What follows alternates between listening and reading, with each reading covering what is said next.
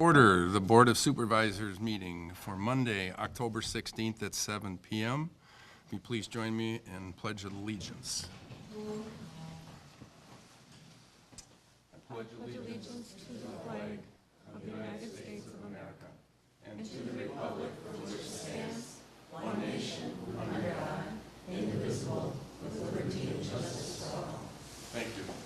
We're having a little PA problems this evening, so if you can't hear us, please speak up and we'll try to speak. All right. So, roll call to establish a quorum. Amy? Supervisor John Stavenus. Here. Supervisor Linda Waite. Present. Chairman Dan Wolfel. Here. Supervisor Chuck Tice. Here. Supervisor Tony Haynes. Just got here. You can do the Pledge of Allegiance by your lonesome later, Tony, okay? All right. Meet and greet. Please we'll introduce ourselves and then ask you in the audience to do the same. Amy, would you like to start? Sure. Amy Luff, Treasurer, County Road P. Tony Haynes, Supervisor, Matthew Road. Chuck Tice, Supervisor from Bay Shore Drive. Dan Wolfel, Chairman, Bark Road. Linda Waite, Supervisor, Bluff Court. John Stavenus, Supervisor, Whitefish Bay Road. Pam Seiler, Sturgeon Bay Visitors Center here this evening, but also Sevastopol Township resident on South Shore Site Circle. Bob Nelson, County P. Gary Londo, Everly Road. Lisa White, Sturgeon Bay Visitors Center, Vice President, and Sevastopol, Michelle Lane, live on Michelle Lane. Nancy Goldberg, Plymouth Drive. Dan Powers, West Side Sturgeon Bay. John Neal, Whitefish Bay Road. Pam Jordan, Sturgeon Bay Visitors Center, Martin Road. Karen Brower, Gordon Road. Tim Nittman, Fire Chief, Sturgeon Bay. You're done? Danny Chapman, Glidden Drive. Okay, next on our agenda is public participation. We'll give you a couple minutes to discuss something that might be on your mind. If it's something that's on our agenda, I'll let you speak to it at that time. So, anyone? Mr. Powers? Yes, thank you. My name is Dan Powers. As I said, I live over on the west side of Sturgeon Bay and probably spent 16 years teaching next door also. I know you've got a big agenda, and I want to make this quick, so what I'm going to do is I gave you a small packet there, and I'm going to just go down the cover piece there. The issue I'm here to address is the amount of legalized unlimited money raised and spent by Super PAC in our election is overwhelming the voices of individual voters. The goal of these mega dollars or donors is to buy access and policies, and it's working. Local governments, yourselves included, are losing local control, and voters are angry and frustrated. My request is, I'm respectfully requesting that a resolution to be discussed and or acted upon to be placed on next month's agenda for the Sevastopol Board so they could present a little more information about a resolution of support. And a draft of that resolution is in the back of your packet. The resolution asks the county and our state representatives to support a statewide referendum, giving Wisconsin voters the chance to say yes or no to one question. That question is, should Wisconsin become the 20th state to call on Congress to propose an amendment to the U.S. Constitution that would again allow restrictions on political campaign spending? You may have seen in the papers over the last year, we've been working with different municipalities, and to date, 52.6% of the Door County municipalities, that's 10 of 19, have passed the resolution. That does not, the 19 does not include the county itself. And it lists, starting with last March with the city of Sturgeon Bay, there's, whatever that is, 7 towns there. Jacksonport being the latest one. I believe they were in the Advocate last week, or the write-up was in there. The villages of Egg Harbor and Ephraim. Brussels will have it on their agenda next month. The 10 municipalities that have already passed this resolution represents geographically 62.5% of Door County residents, and that's based on the 2010 census. The votes so far within the town boards and the city and villages has been 43 yes, 1 no. And I'm going to add the 1 no was a gentleman who said, I agree with what you're saying, I agree with what you're doing, and then made some point that I wasn't quite sure exactly what it was, that we should be doing something else, and then went back in the session and voted no to it. But it's been 43 to 1 thus far. County Board, I've been meeting with the Legislative Committee periodically for probably 4 or 5 times.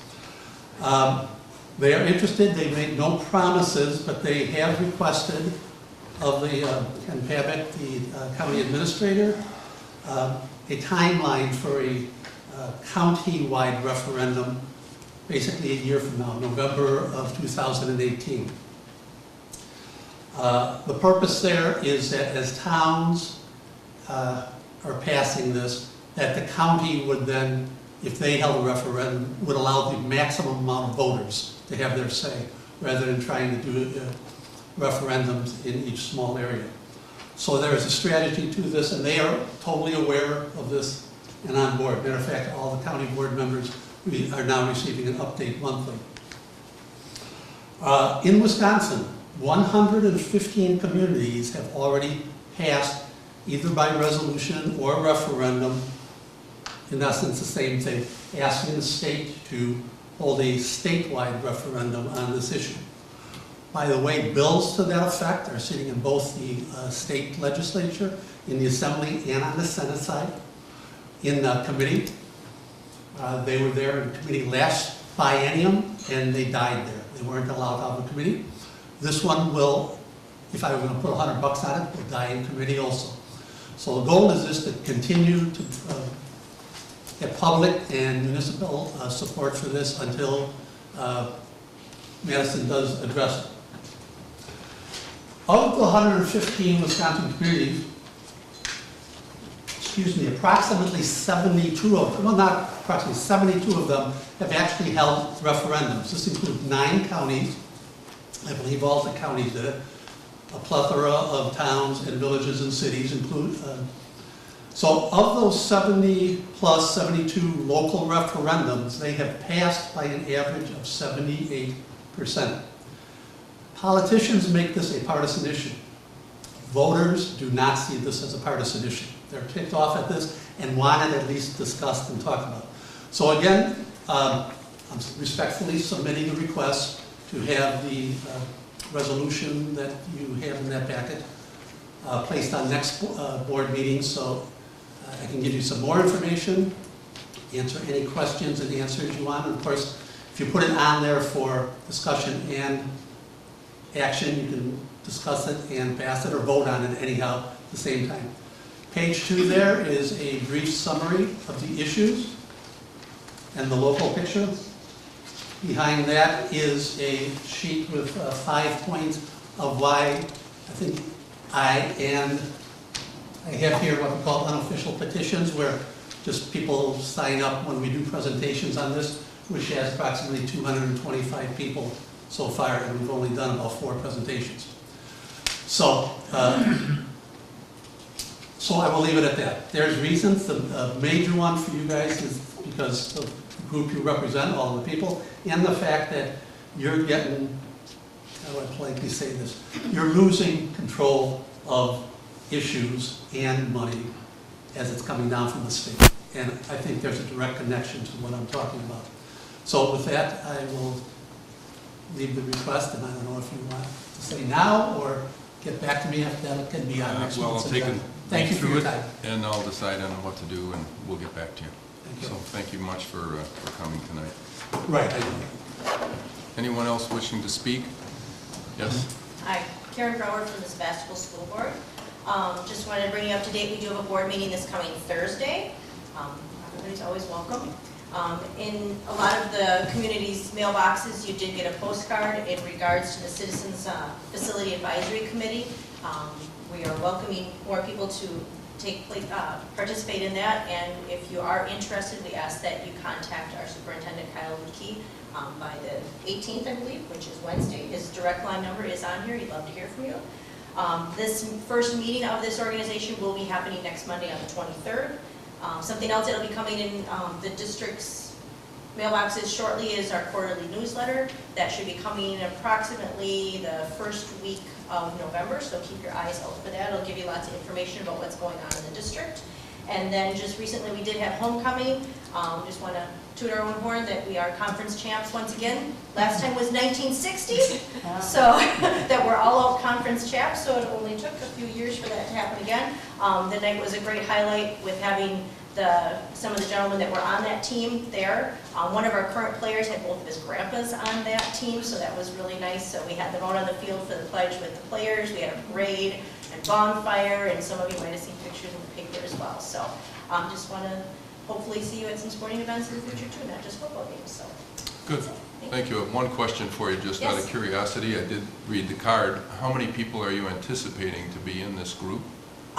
There was invitations sent out to several individuals in addition to the postcards. I'm not sure where the numbers are sitting right now that Kyle has heard back from those that are interested in participating. If people do have questions about it, feel free to get in touch with him and he can explain the process and give you an idea of the timeline involved. But the more a nice cross section of our community is always a good thing to have. So. Okay.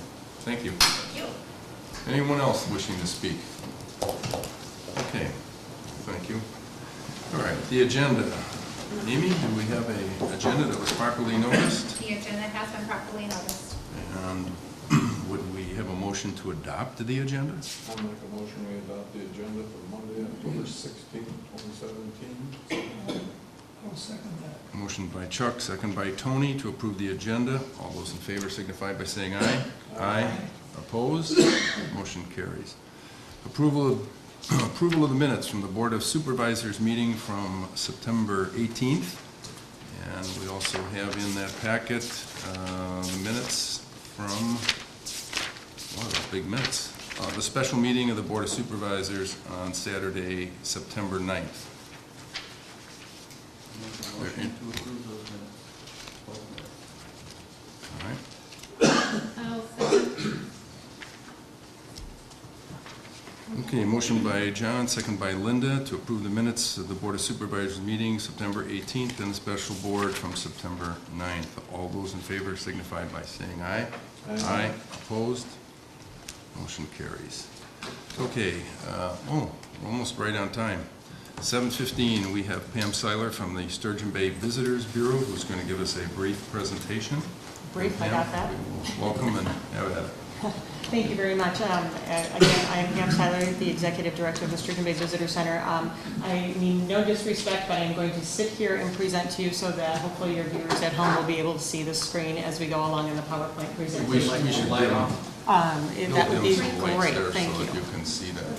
Spots, I think it's a spot. Spots off there. Mood lighting, there you go. Well, we could go down further if you want. Yeah, It's entirely up to you, whatever is best for your visual. there we go. Is that good enough? That's good. Does that work for you? Okay, great. In addition, I have Lisa White, who is our current board vice president here this evening, Pam Jorns, who is one of our board members who also sits on our executive committee as the business representative, and for full disclosure, your supervisor, Chuck Tice, sits on our board as well as representative for the Sevastopol district.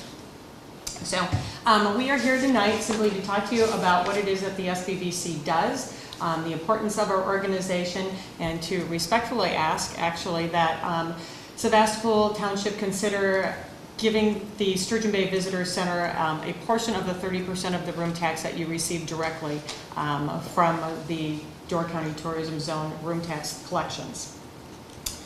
As we go along here, I will show you, first of all, this is basically our mission and our vision statement for the Visitor Center.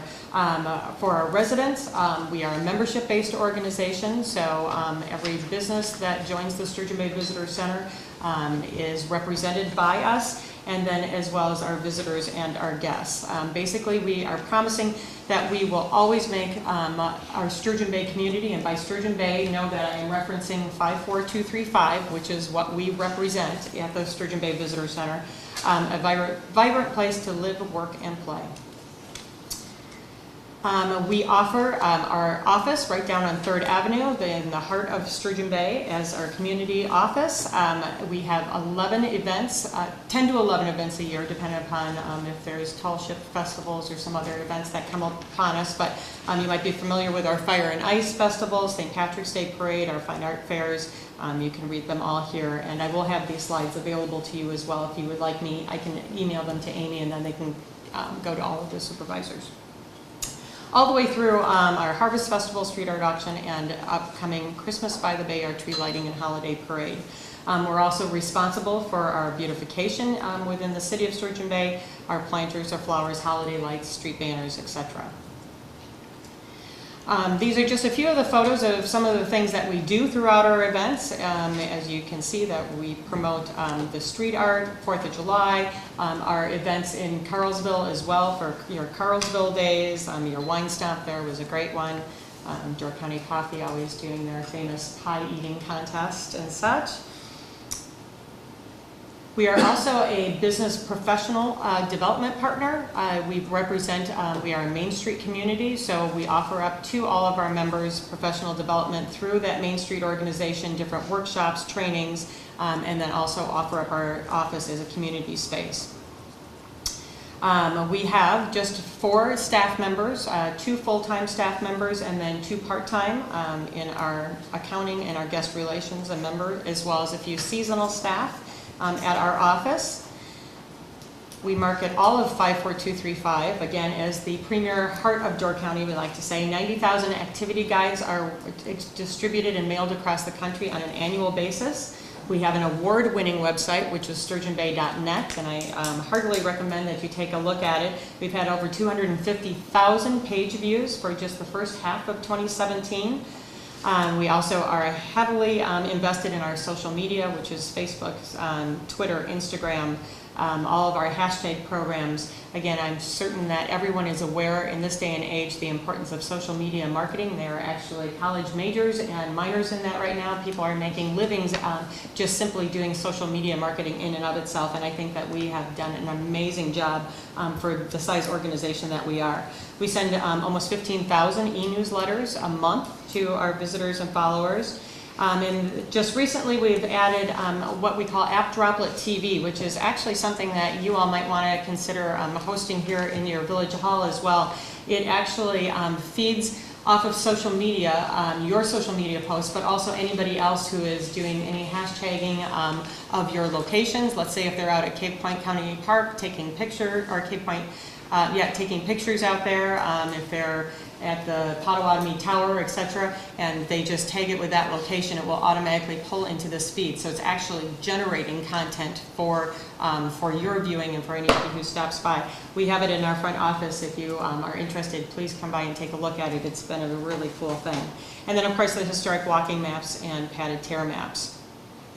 In addition, we have our gift certificate program, which again promotes the businesses that are within 54235. Any of our members, as well as those outside of our membership as well, are encouraged to accept the Sturgeon Bay Visitor Center gift certificates. We also support efforts like the Harmony by the Bay concerts, Music in the Park, communication efforts to our residents, our businesses, our visitors and guests, again regarding road construction, roundabouts, any type of business happenings, fishing tournaments, athletic events, the races, when roads are closed. We get that information out to our constituencies within our membership, as well as, like I said, our visitors and guests as well. And then again, we are members of the Main Street program, as I referenced before, the Wisconsin Harbor Towns, the Sturgeon Bay Coast Guard Committee, Economic Development. We are also part of the Door County Visitor Center Coordinator Group, where we get together with all of the other visitor centers throughout Door County on a monthly basis, and then we meet with the Door County Visitor Bureau on a quarterly basis, so that we can all kind of coordinate our activities and know what everyone else is doing, and hopefully work together in tandem versus having 17 events on one weekend, which has happened in the past. Last year alone, we assisted over 6,400 walk-in visitors and guests, and almost 2,700 by phone. This is a list of our board members, 679 volunteer hours. It's a completely volunteer board. Those that I have outlined in the red, Randy Morrow, who is our current president, represents Door County Coffee. Again, Pam Jorns, JR Vacation Rentals, and Chuck, those are those that actually have businesses or are working within the Sevastopol Township as well. We have an annual budget of about $474,000, so just under $500,000, as you can see here. Our special events revenues are going to be the majority of our funding sources currently. As you can see, we have a very little bit in grants, our guidebook advertising, our membership dollars, and then we get down to where I am here with you all with our SCP funds. Are you all familiar with how the Strategic Community Partnership funds work through the Door County Tourism Zone? I don't want to repeat anything that you may already know. But basically, there are marketing dollars that are collected through the Door County Tourism Zone that go back to the Door County Visitor Bureau. 66% of the room tax collected. 4% goes to the tourism zone for administration, and then 30% back to municipalities such as Sevastopol. Out of the 66% that goes to the Door County Visitor Bureau, they give back to the visitor centers in each of the arenas where they reside 11% of the 66% that they get. So that can be used strictly for marketing purposes. So we utilize that when we market all of our events, when we produce our activity guide. It can also be used for our marketing personnel. We have not done that in the past because basically the monies that we receive through our SCP funds basically cover strictly our activity guide for the year, as well as any radio, internet, print media marketing, that type of thing.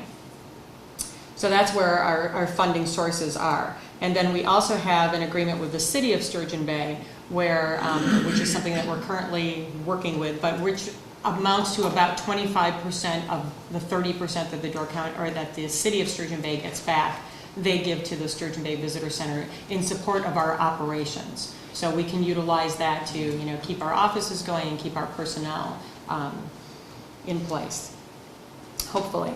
Our expenses are outlined here. Again, you can see our, marketing, activity guides, special event expenses, personnel. We currently have 2 full-time and 2 part-time personnel, as I referenced. We certainly do not have benefits at this point in time. I don't know, again, if anybody has had the opportunity to read the Jackson Parr articles in the Door County, or the Peninsula Pulse, rather, talking about the turnover in the visitor centers, basically, and their personnel. They are high demanding jobs. There are lots of hours, and they don't have benefit packages with them. We are looking to take the lead on that at the Sturgeon Bay Visitor Center and change how we are operating with our personnel, with our full-time personnel, by adding some type of benefit packages to those positions, those 2 full-time positions. We really want to make sure that these are careers. Hospitality and tourism in the state of Wisconsin is an incredibly huge industry, and we want to make sure that we are not just making these jobs, but we are making them a career path for people. And again, with just those budgeted items and those expenses, just so you are aware, everything is very weather dependent in Door County on these event days. And I go back to, I guess, Sister Bay's Fall Festival just this past weekend, how, Sunday was basically a lost day for them in revenue because of the weather and, the wind and the rains and such. We lost a day at our Fine Art Fair this past year. We lost a number of days for our Harmony by the Bay concerts because of rain this year. So we know we are just literally one, bad weather season away from needing a little bit more assistance, which is why we, put together a very lean budget, but hopefully, that we are budgeting accordingly as well. Our membership revenue, we currently have 228 members that support the Sturgeon Bay Visitor Center, 24 from the Sevastopol Township.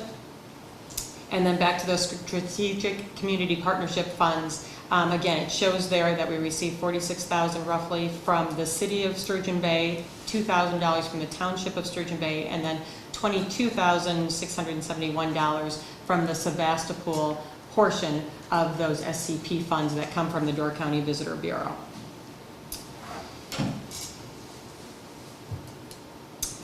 We know that our major events are a huge part of our workload. We generally budget for about $33,000 from our events and our promotions for the year.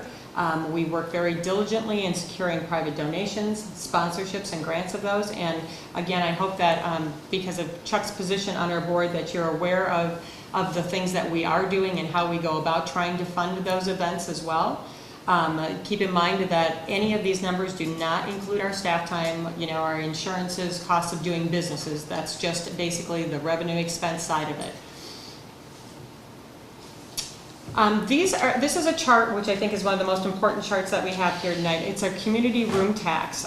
It shows each of the associations, the number of members that they have, and then the dollars that they are receiving currently from the municipalities in which they are collecting their room tax.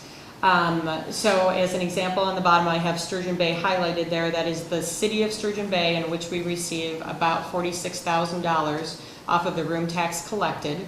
That amounts to about 24% this past year. And again, we are in the process of doing a formal agreement with the city, which will actually give us a flat 25% of that room tax. Our belief is very much that we should be rewarded if we are doing a good job and we are consistently making sure that we are promoting our 54235 area.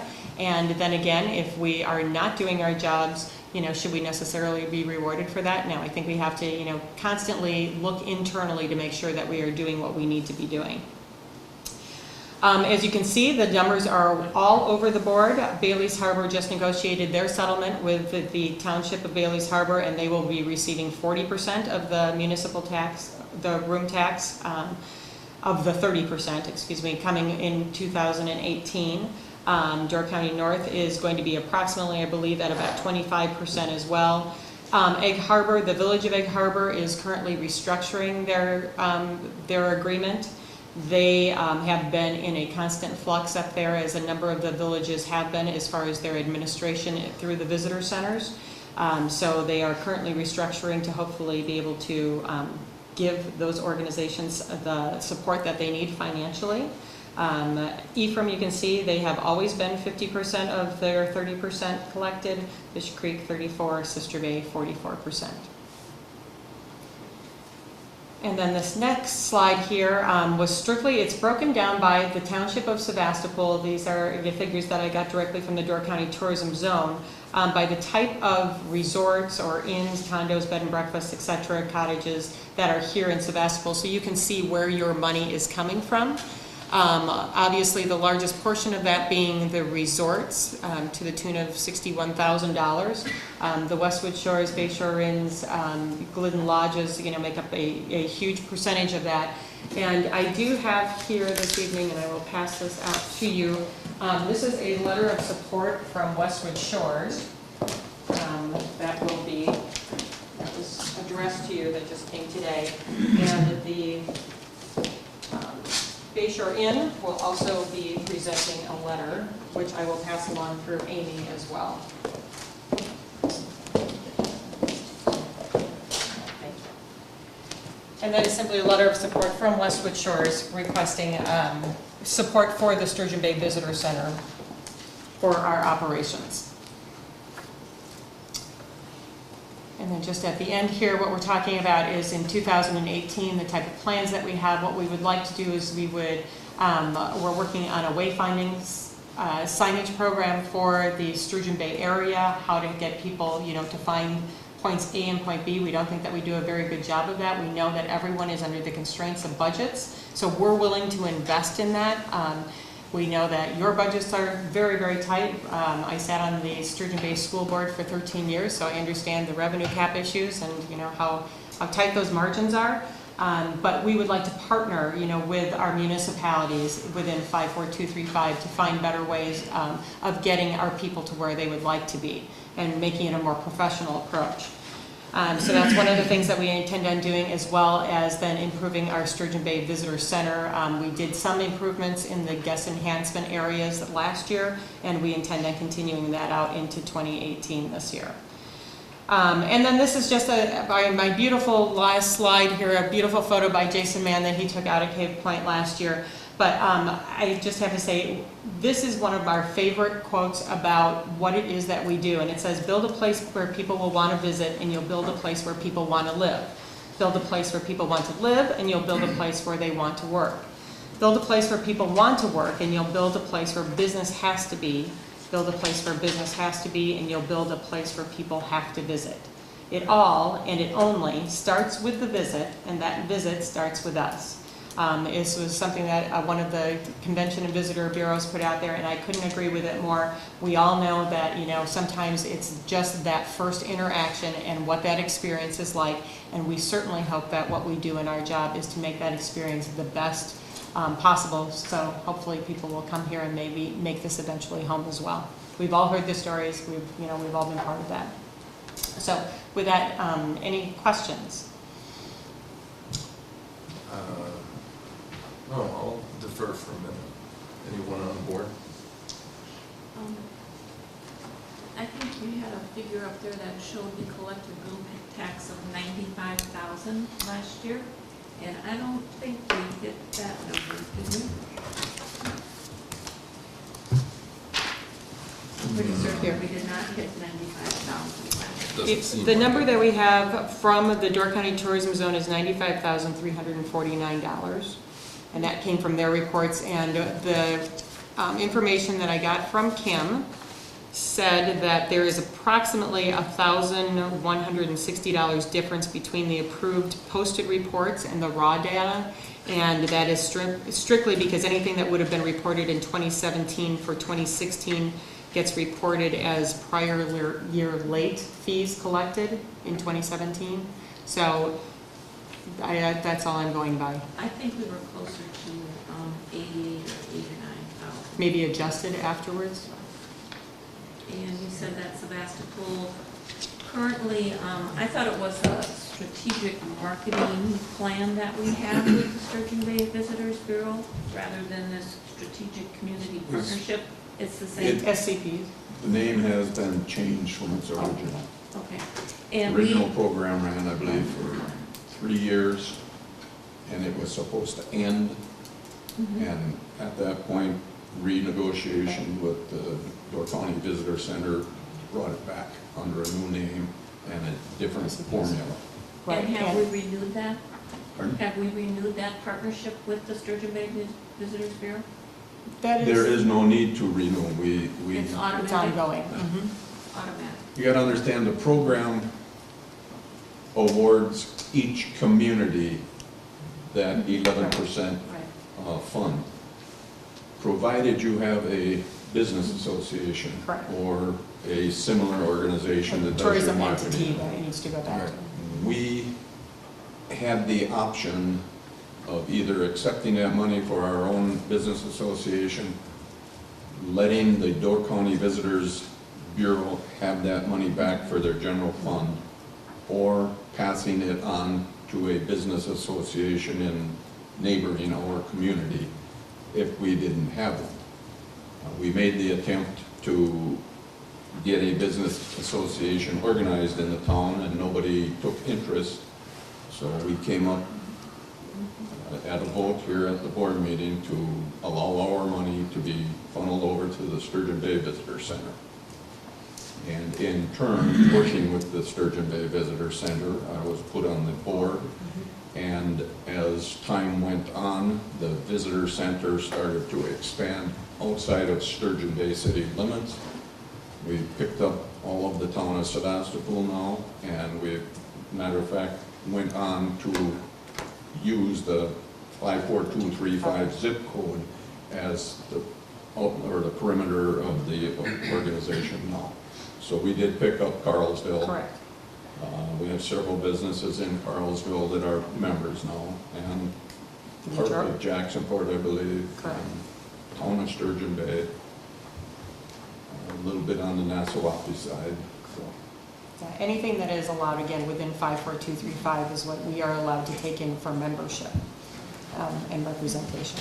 And you currently promote several of our events, correct? The turkey trot. Anything that's Farm reported in breakfast. will get promoted. Absolutely. Yes, absolutely. And We those do are have a all, problem that sometimes people do not let us know and let us know within a reasonable amount of time. Right. That we can go ahead and do those promotions. Right, yeah, exactly, and we represent any of the nonprofit agencies. I know there's the Sevastopol Education Association, and one of your other associations is a member of ours as a nonprofit agency. We don't charge those nonprofits for membership, and we obviously open up our community calendar to them, and they can post anything there. Our feeling is, again, the more that's going on, the better. We want to make sure that, you know, this is an experience for the visitor or guest that goes out and sees everything that we have to offer in Olive County. You know, it's only 42 miles to the tip of the peninsula from Sturgeon Bay. So, you know, we want everybody going and traveling and, you know, and then coming back and seeing it, because we think that's what makes it the best experience for people. Well, we've been very fortunate with the room tax. The reason you're sitting in this building is a result of the room tax. And all of the funds that we have received through that are dedicated to paying off the building. So we're 2 years out before this building is paid for, so any additional funding that we would have wouldn't even begin to be available until we've paid the mortgage and had the appropriate mortgage burning party. So, Right, that was part of a referendum, correct? yeah. So from that perspective, I don't know what opportunity we'll have. There's obviously there's value in terms of what you do, obviously, because it has a strong impact on the housing in the different resort areas. But I don't know whether or not we'll be in a position to do anything, or at least consider it until we've taken care of the mortgage on this. So, Well, and I think, again, I appreciate the conversation, and we certainly have appreciated the support through the SCP funds. I mean, through all of the years, and having Chuck on the board has been incredibly valuable to us, because, again, I think it expands, you know, our thought processes Right. too, you know, rather than just looking very, you know, internally. So if that's the case, we would at least like to be, you know, thought of when that mortgage burning party happens 2 years down the road here. And because I do think that we do play a vital role in, you know, in those tourism dollars. And no, I don't disagree with that. I mean, I think you do present, I mean, heck, you draw me to a lot of the city's events, so I, you well, know, good, we're glad to hear that. Keep coming. certainly no problem. But I think unless someone on the board has a different feeling, I think we're pretty much locked into where we're going in terms of that mortgage, and a couple of years out to get that resolved. So, and we have, it's must be the year for requests. We have a number of people that have requested. So, Can I Karen? ask a question? Sure. So 100% of that 30% that you're collecting as a township, you're turning on to the mortgage payment of this building? Correct. And that decision was made when the property was built, and when the structure was built? When And that we- was by a referendum? Or was the decision made that that's how that 30% was going to be? The town board made that decision by a resolution at the time prior to our construction of this building. So it was the vehicle that allowed us to move out of the modular building and back of the school to purchase this land and to build this building. So And we have 2 years the left next to 2 go. years, your mortgage is due in 2 years? We have 2 more years of payments, correct? But what's the balance on that mortgage? I don't know off the top of my head, about 200,000. 200,000. So if the room tax doesn't cover that, how does the balance then get paid after that? Either take, Levy, yeah, tax What's that? levy. tax levy. It's pretty simple. Okay. Well, thank you, Pam, for your time. We will certainly keep you in mind, and as we get further down the road, we'll circle back and reevaluate where you're at. I appreciate Okay. it. Thank you very much for your time. Thank you. Thank you, Chuck. Can I just ask one more question? Is there any money spent by the town of Sevastopol in regards, out of their own budget, in regards to promoting tourism in the area? The money that the Sturgeon Bay receives as part of the partnership, the $22,000, roughly right, that's filtered back to Sturgeon Bay. So that piece is, yes, but anything additional, no. Well, we had $20,000 on a kiosk. Well, that's true on That's, the came out of, somehow out of. On a kiosk? On a kiosk down by, Scenic Grand Byway. County. Door County Coastal Byways Coastal program. That's true. And where is that By Grandma Tommy's. Right. at? Okay. So the town gave $20,000 towards that By the time little we bench got, thing there that's on the corner? by the time we got done with it, yeah, it added up to about that, maybe a little less. Oh, and we just invested in a parking lot. Basically, no, we don't do a lot on our own budget. We've used the money to address the needs of the town, and the mortgage has been paid off, not completely, but for the most part, paid through the room tax dollars. So it's been a benefit to us. I remember the original presentation, and I can't tell you who it was back then, but they estimated that the town, if we supported the creation of the room tax, our share of that would be $12,000. So obviously that, one, the number was way off, but two, it's grown substantially and helped us, so it's been a benefit, so. Amy, during the day, do you get many tourists that stop in and ask for questions or, you know? I do get people who come in and look for the go guides and the places that they can't find. They do. So they do walk into this building looking for more information? Yes, in the summer mostly. Obviously, it gets very quiet in winter. Oh, thank you. And I would just say to that, if I may, as we go further down this process, that is something that we can discuss in an agreement, very similar to that which we have with the city of Sturgeon Bay. We outline the services that we provide in return for, the funds that they are giving us. And I would anticipate that we would want to do something similar with Sevastopol so that we have, as these boards change, as the administration and employees change at the visitor center, you want to make sure that you have something consistent in place, to go forward with. That we could maybe outline something of the types of services that we provide in exchange for. So. Okay, good. Thank you again.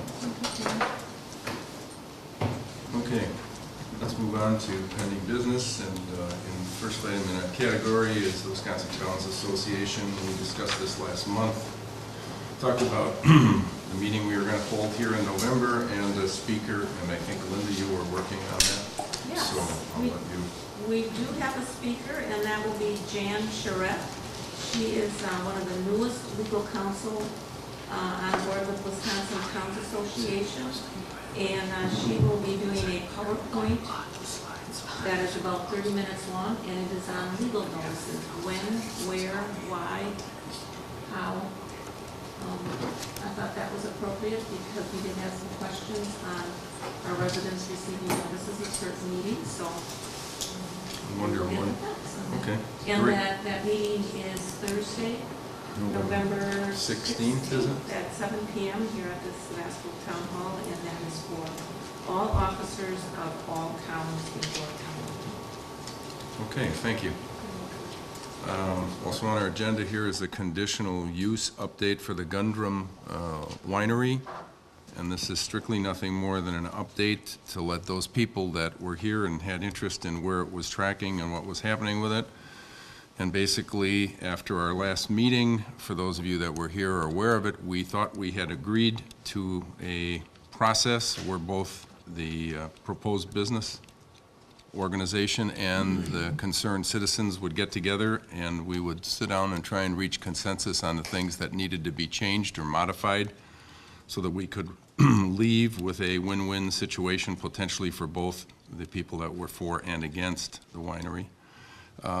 We had set a date to do that on October 2nd, and after that meeting I received notice from the county that the Gundrums had decided to proceed with the original conditional use request with no changes. Therefore, it made no sense to host a meeting on October 2nd where anyone who would have proposed a change or would have asked for a change and had the Gundrums gone ahead with their original proposal and it was approved, there would be no assurance that any of those changes would take effect. I discussed that with the Gundrums. I discussed it with the Planning Commission as well. And so what we did is we passed on to the county the recommendation of our Planning Commission, which was to deny the conditional use. They will have the normal RPC hearing on the 19th, I think it is, at which time if somebody wants to speak for or against, you can attend that meeting. Our recommendation is to deny it at this particular point in time. We did not have a vote because as just one other sidelight, we did not have a full board set for the October 2nd meeting either. So at this point in time, that's where it stands. We're not going to take any further action on it at this meeting. So. But shouldn't the board vote on it? Normally we vote on the recommendation. in the last meeting, we didn't vote on it, so we should Right. have a vote. So Well- they know that the town board is against it, My or plan, for it. my plan is to attend that meeting and to discuss with the people at the RPC why we took the action that we did and why we did not have a vote. So, and that's the direction I'm going to head. So, Question on the floor, Dan? yes. We were just discussing, you know, everybody's asking for money and stuff. Door County, excuse me, sorry, Visitor Center? Sturgeon Bay. When you guys voted down this winery, under the understanding that their tax on that 20-acre piece of property would go up to about $17,000 a year. That piece of property right now, its tax on it per year is $84. So, when it comes down to money, you guys just passed up a $17,000 paycheck, as you would call it. Just a side note, maybe you should keep that in your minds when you're voting things down. That's a lot of money. Okay, thank you. New business.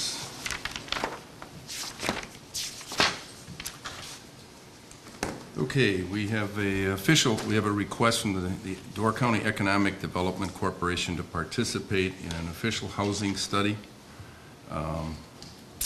And basically what their position is that there is a chronic housing shortage in Door County, especially for temporary workers as well as long-term or full-time employees.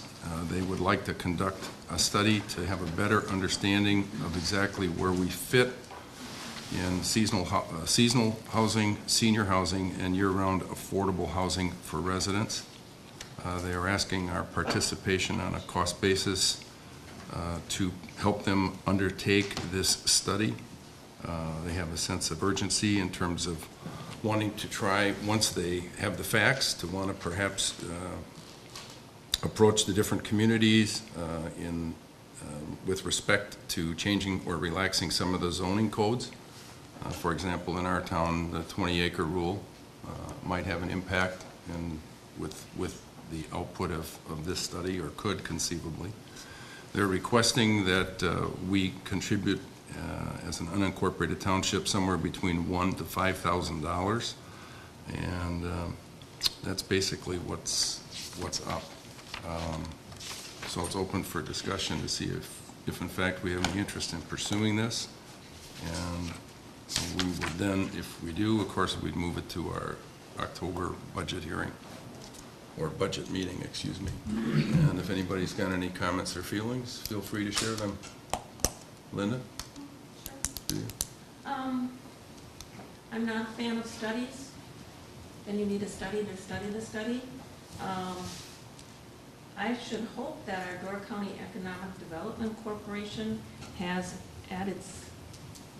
using its own resources to conduct such a survey or study without having to go to a third outside party.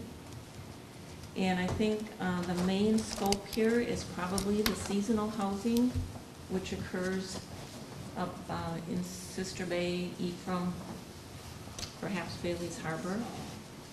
And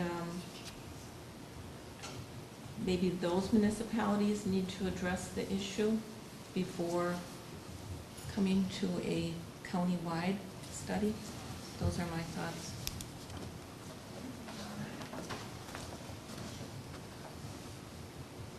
Okay. Anyone else? There's a huge shortage of housing here, and it's not to do with seasonal. There's a lot of people who turn down jobs because they can't find somewhere to live within our communities. There's a lot of people who are working here temporarily to work at Door County Memorial Hospital and are living in hotels. So it's not a Sister Bay or a tourism issue. It's actually affordable housing for those people who are wanting to work here, or just families who are wanting to relocate here. So it's a county-wide issue, not something just for people who are working at a summer restaurant, but they need housing too. So I kind of agree with Linda. I'm looking at this letter we got here, they're in the process of soliciting bids. They got intelligent people in that organization. Why do they have to pay $30,000 to $70,000 to some outside group to come in and do a study? And you should have people in your own organization that should be able to do this study. And they come to us and ask us for, I'm against it, I don't think we should give them anything. Because I agree with Linda. The villages up north are ones that are, and I'm not knocking them, but if they take the bull by the horns and start working on it, yeah, I know we do have a shortage of housing here, but, right away, they come to us right away, they want more and more money, and how much money can a town keep giving out? They want us to raise our taxes or what? So that's my feelings on it, As a builder? as a builder, yeah. No, as a retiring builder. I don't believe we need a study to realize the fact that there is a housing shortage, both for the summer workers and full-time workers, people that want to become full-time residents in the county. But we have to look at the type of building and the cost involved. Now, Sister Bay just had a matter of fact, lost a bid, I understand. The developer pulled out. The cost got too high, the rent would have been too high, so the project's not going to move forward. You might want to call it greed, but everybody's entitled to get the maximum amount they can for their properties. But when you look at the rents, even the new project going into Sturgeon Bay now, they're talking $700 to $1,000 a month. You look at the project that was finished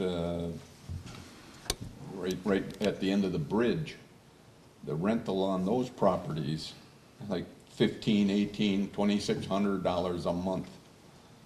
I mean, it's outrageous. You can't just build a dormitory and expect everybody to move into it, but we do need some kind of building going on. But I don't know that spending $70,000 on the study is necessary. We should be looking at it in our own light here. That $70,000 would go a long way toward building something.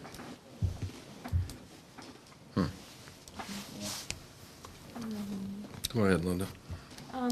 Karen hit the nail on the head. Affordable housing. Okay, I'm not sure that a study is gonna give us an answer to affordable housing.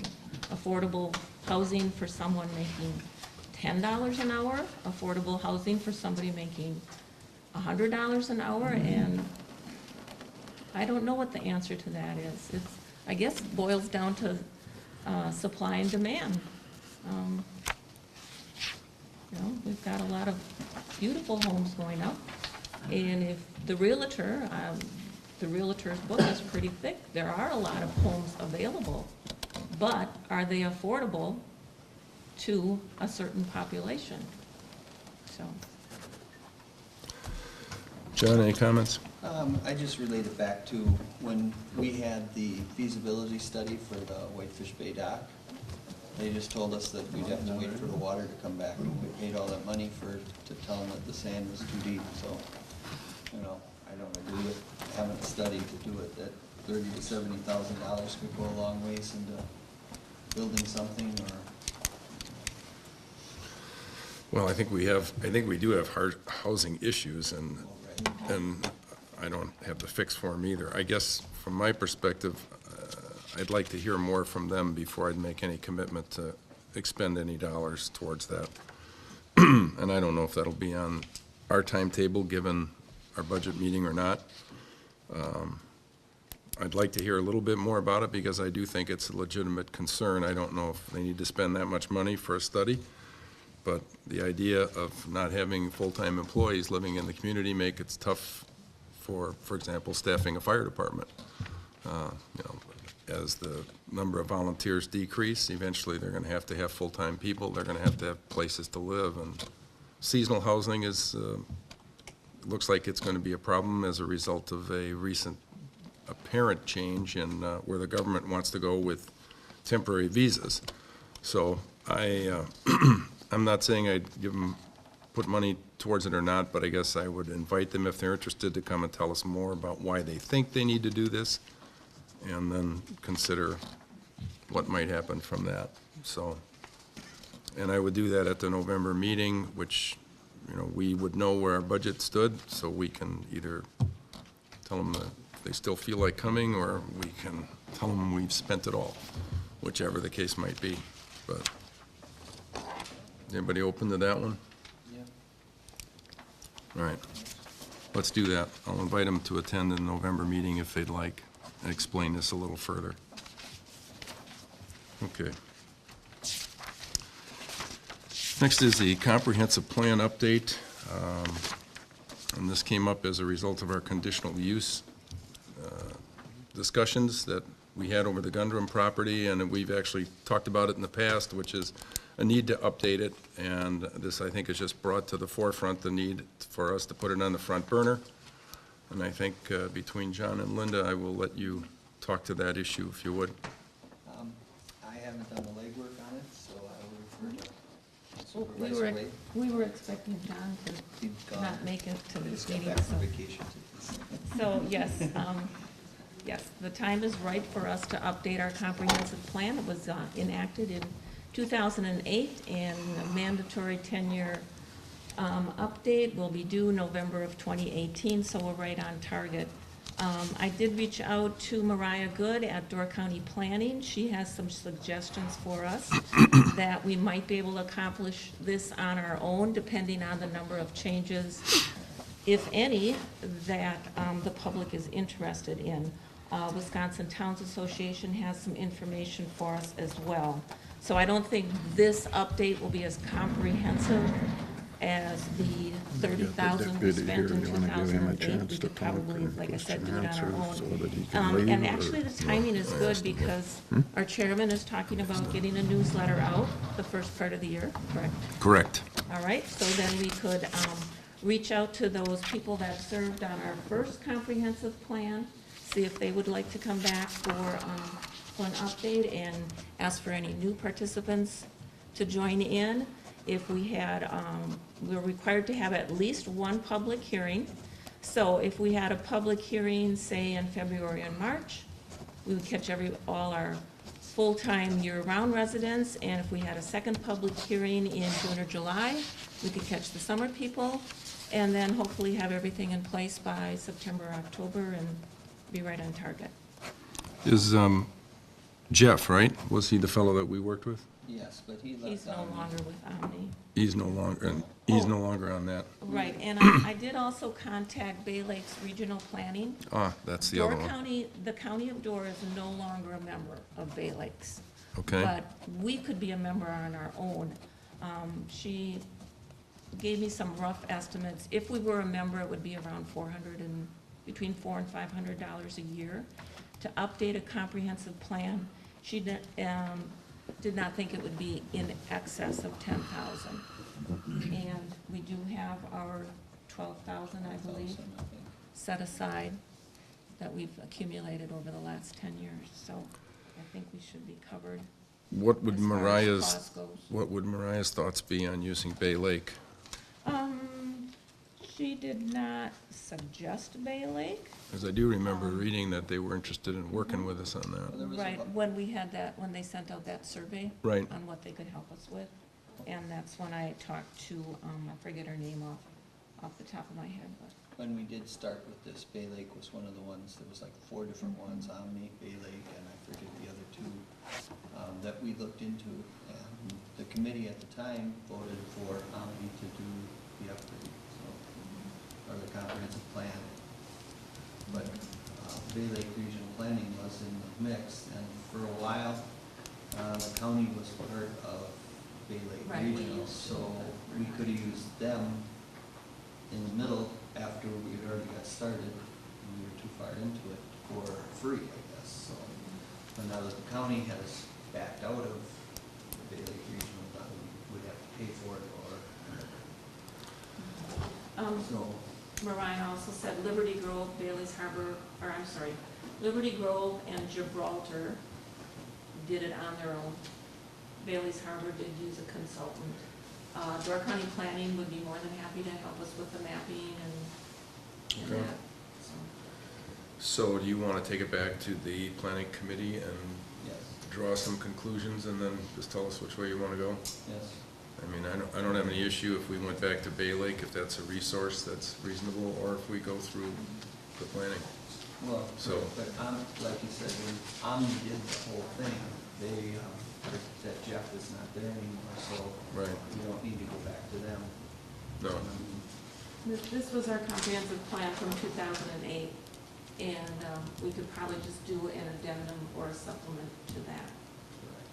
Okay.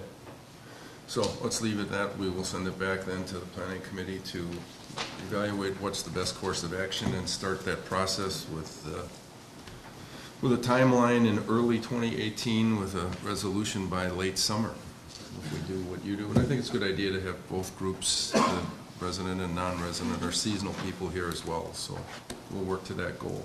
Thank you. Okay.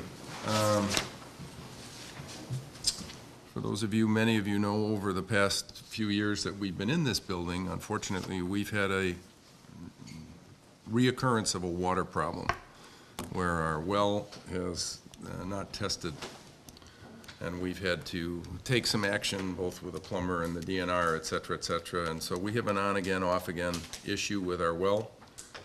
As part of our capital planning that we held a few weeks back, we consulted with the DNR to see what alternatives we might have to take care of the well. There are a couple different solutions, but the first one appears to be drilling a new well. And if that were to fail after having spent all of that money, then they would allow us to put in an ultraviolet light system or like a reverse osmosis system in order to get clean drinking, clear drinking water. So in that effort, we went out and got some estimates, and Chuck did that work, so I'll let him talk to the well issue, and we'll go from there. Okay, our first request or thought was that maybe we could drill within the well to deepen it. That is not a possibility. The casing goes down 250 feet. You've got 50 feet of uncased hole, and that has to be where the problem is coming from. It would not be cased if we drilled within the same hole. So that option went out the window. That bill, it does have a few suggested things on it that may not be needed. We could decide that when the project was done, but that came around $19,260. The second go around, what we would do is we would have to pull the well, plug it, seal it off before we drill the new one. You could drill the new one a minimum of 8 feet away from the old one. So if we gave up one parking space east of the present well, we could put the new well in that spot and we wouldn't have to dig up any more of the yard. You just cut out the blacktop, dig across from the new well to connect into the plumbing and be done with it. You have to plug the old well first because as drilling the new well, you're forcing water and air down the hole.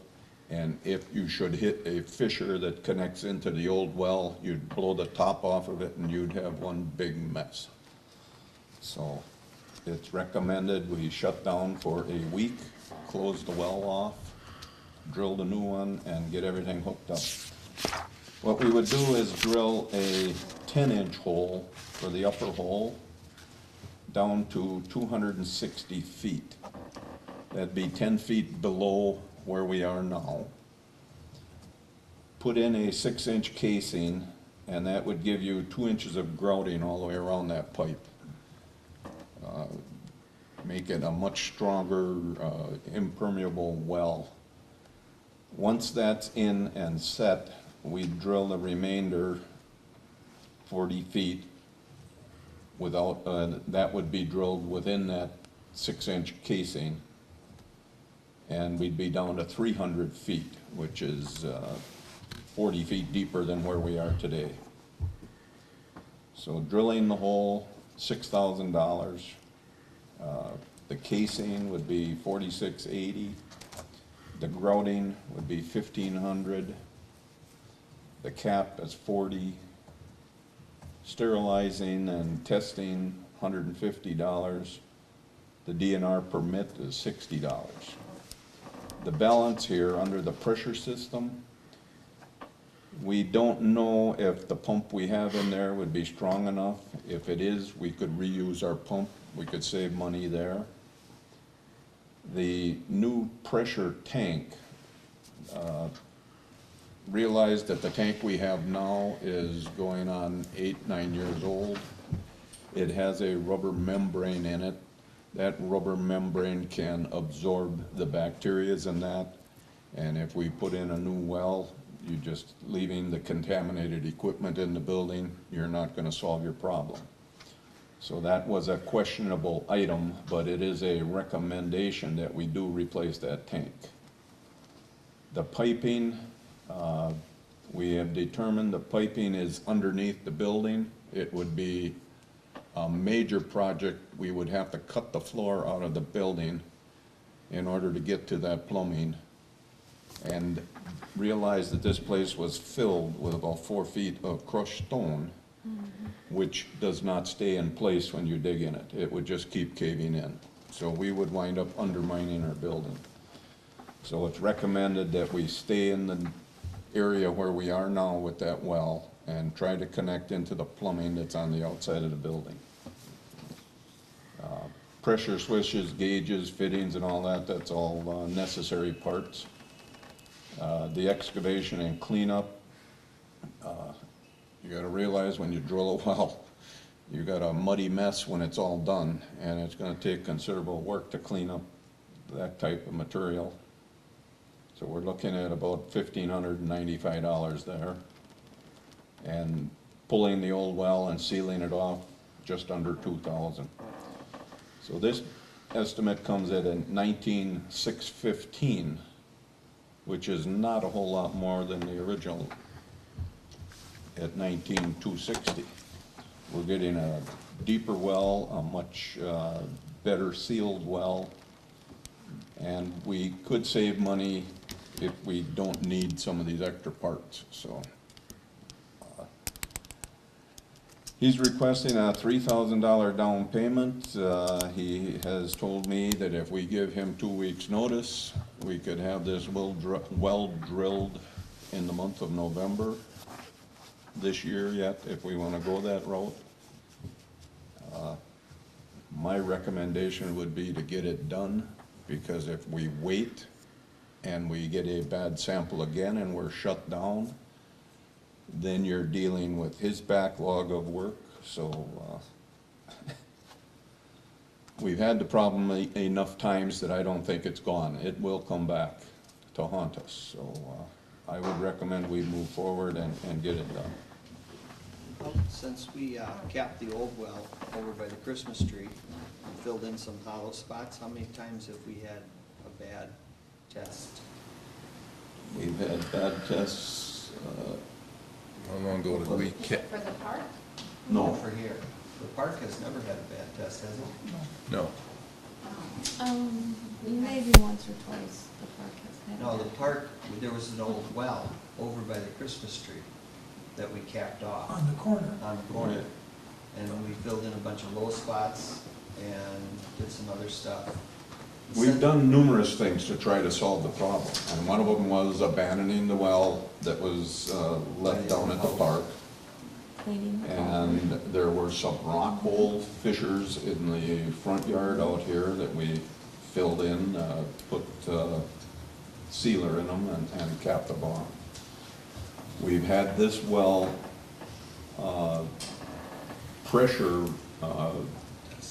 not tested, Super chlorinated. super chlorinated, where we pump 500 gallons of chlorinated water down the hole, forcing it down the hole, rather than just like a normal well, plumber puts powdered material in.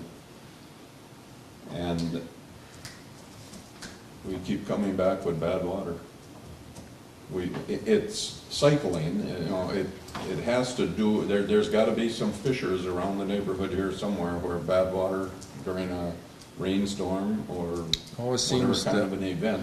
Always seems to happen after a rainstorm, if our testing cycle falls within the rainstorm, and then after a few days of stuff, it disappears again, but it reoccurs. When we reused the well from the old place here, did we reuse the pump too? No, No, we had the pump was no good, we put a new pump in. no. So the pump isn't really that old, so more than likely we could. It's very possible the reuse pump that. would be, I don't remember what size it is, but he's recommending a 1.5 horsepower to pump up the 300 footer. So if it's that size and it's in good shape, it could go back in the hole. The DNR said that they felt, when I talked to them, that 300 feet is where we would need to go, and they based that on the fact that the school re-drilled its well, I don't know how long ago, but went down 300 feet and they found good water, and of course they were cased down farther than either we are now or they were then, which contributes to it. And the DNR still may have something to say, you know, in terms of what we can or can't do, but What guarantee is there of good water? There is no guarantee. You drill a well, you take your chances that the water comes up good. If it doesn't, there is the possibility that you could drill it deeper, testing as you go. But so we need to, go ahead. Have you talked to Laurel or Vicky at the Wisconsin DNR? Because when we first started with these problems, they were going to tell us, you either A, drill a new well, or B, get the chlorination system, you know, the osmosis system. I talked to Vicky. Can we go ahead and do a well without their okay? They won't let us no, put in, we would need their permits and they're okay. yeah. But their recommendation today is drill the well. They Their don't want the recommendation treatment is system. that. They want a new well. Yeah, they will not let us put a treatment system in. That is their last resort. But there may have, and I'm pretty sure it was Vicky that I talked to, right? Yes. They may have a couple other requirements. There were a couple that she just gave me off the top of her head when I talked with her, and as it turned out, one of them, like re-drilling in our existing hole, was not feasible. I forget the other one was. But we would have to circle back to her and say that we're going to drill a secondary hole, you know, second well, and see what's up to make sure that they're in agreement. Obviously, I'm not excited about spending that kind of money to do it either. But their solution is the well, when push comes to shove, their answer is you're going to put a new well in before we're going to approve a treatment system. So, which means, you know, it could be equally bad because the treatment systems, I forgot the number, Amy, but it was like $30,000 At least.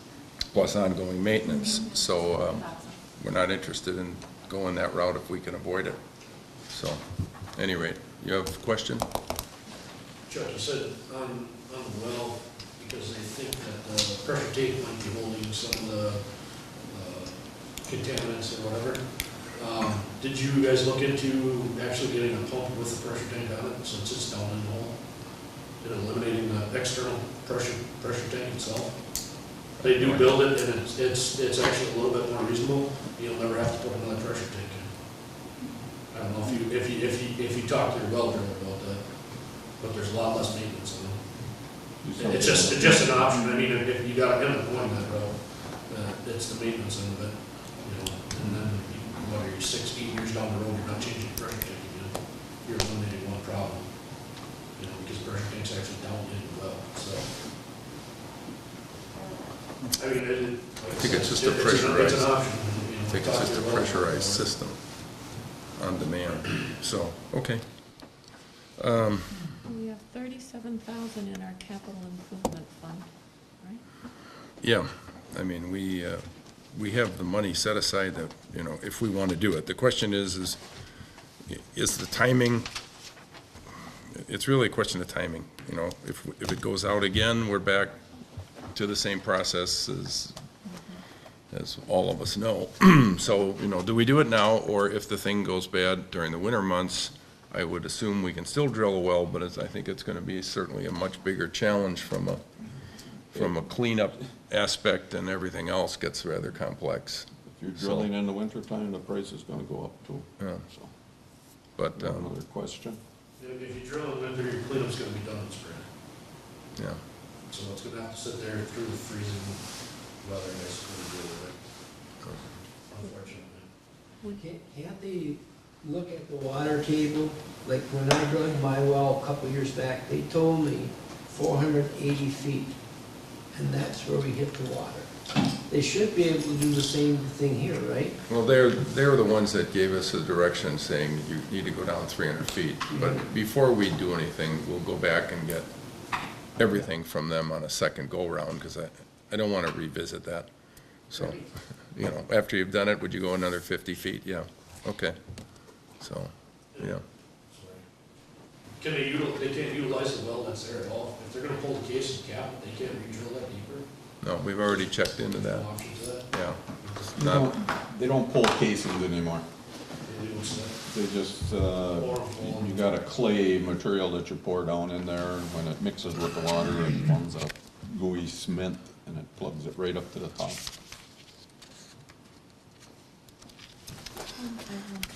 sure. Okay, Supervisor Tice, it says the quote does not include hydraulic hammering, blasting, installation, rock, or frost removal. Did he say that any of those costs might be likely in our situation? If we drill within the 8 feet, most likely that work has already been done for the first well. If we move further away, then we would definitely come into that need. And that might be another 10, 20, Oh. 30? They would only have to That would blast the depend on rock how top far away to you get- went, what type of, It'd just be for the piping, to get back to the old piping. right, You know, so it would be digging down a 6 trench. feet or whatever to the new well. That would be the blasting and the chiseling and. The underground pipe running from one well to the next and then back into the building. So that, I can't Like envision. Oh, that wouldn't be too bad then. No, Not all the way down. no, just No.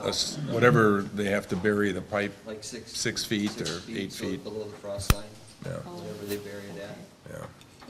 But if, like We know they're we have saying- solid rock here, Nice solid rock. but I'm thinking, as I remember the construction that went on here, we have like 3 or 4 feet of fill moved in here. Plus the original, whatever was down there, another foot.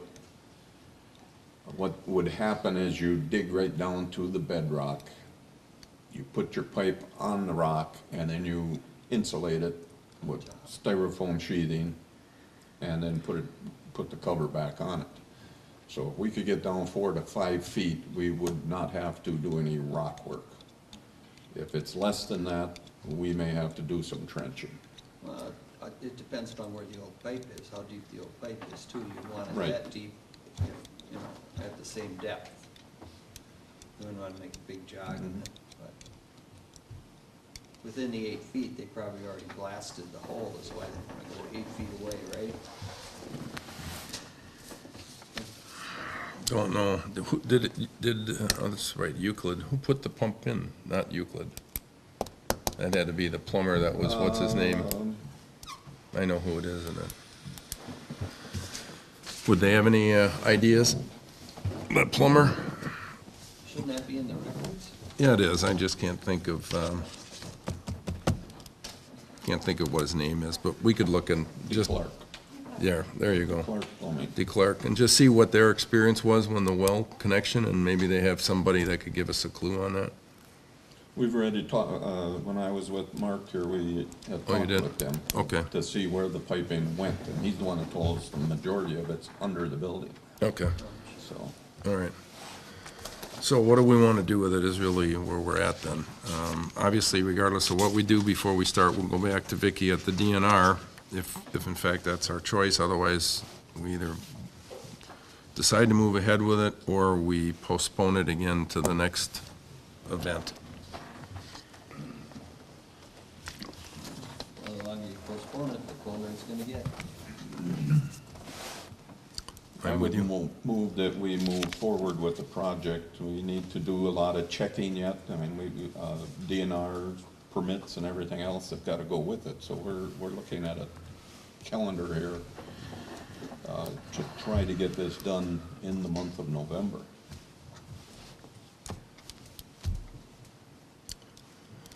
Okay, we have a motion for moving ahead. Is there a second? I'll second it.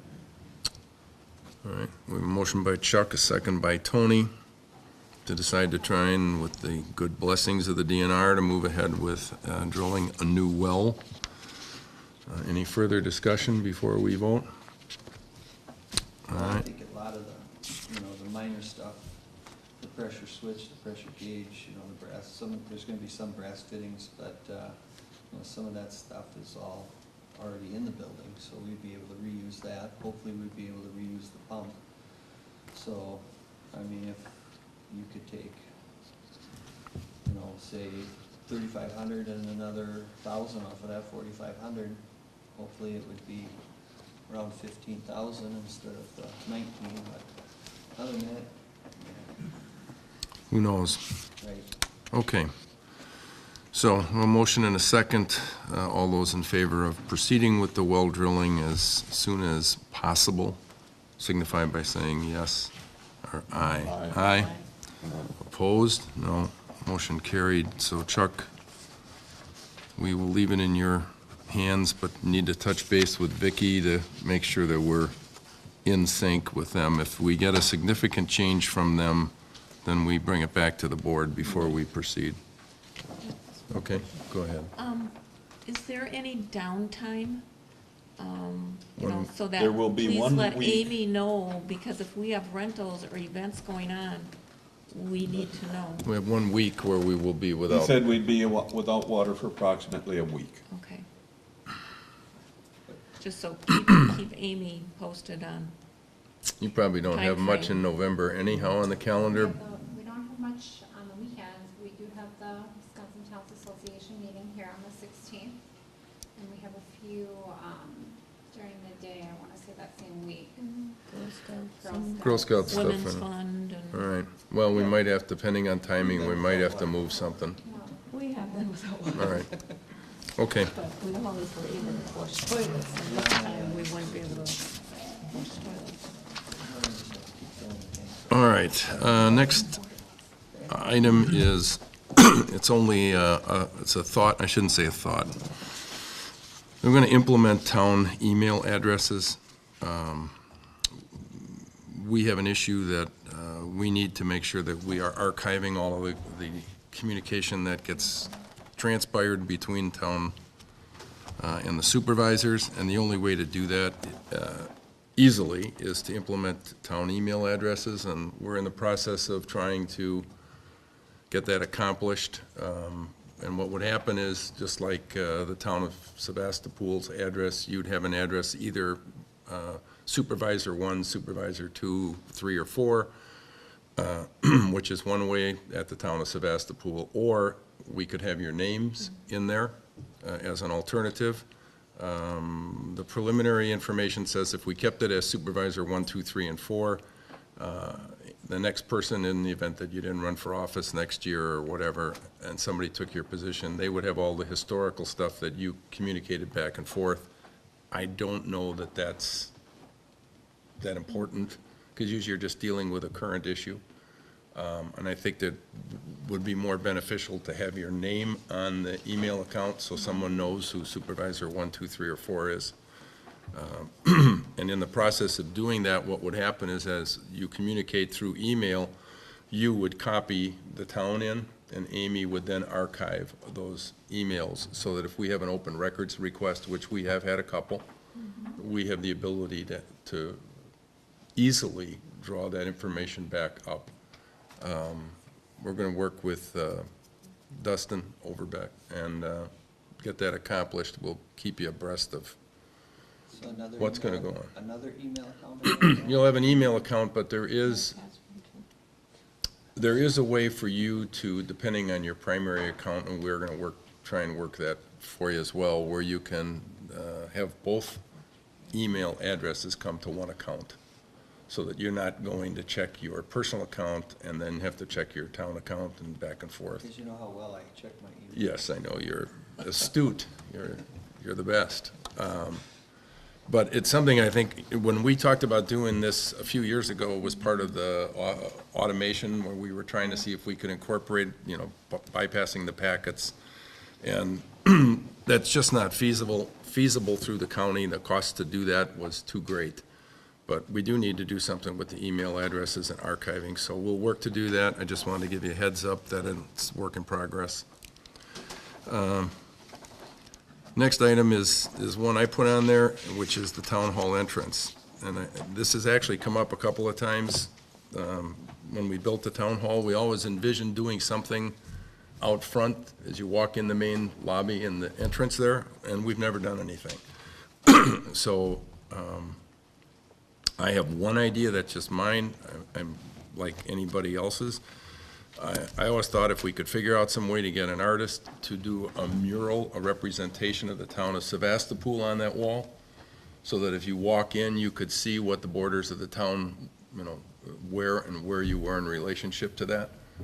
Nothing overly complex, but something along those lines that would tell you where you're at.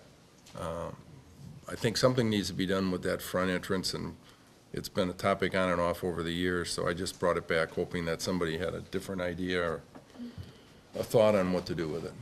So, yes? When we did the sesquicentennial, we had about 12, 20 artists, local artists. Remember, we had their work on display here. Yep.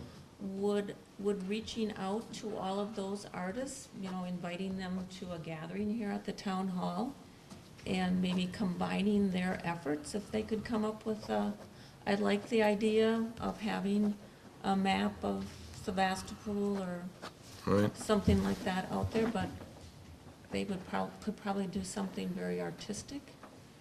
I don't know if they do murals per se, but there's nothing wrong with trying. The other thought I had just hit me was, if you've seen the side of the hardware store in Bailey's Harbor, I don't know who did that wall, but that was some stunningly interesting work. He was, yeah, Tearing that down now. he, I can't think of his name. There's also wall dogs. There's several outfits out there that is their profession, doing murals on walls. Okay. I think Wall Dogs is out of Algoma. But Amy could probably contact Bailey's Harbor, and they could give you the name of that fellow. Yep. And get an estimate on what the cost was.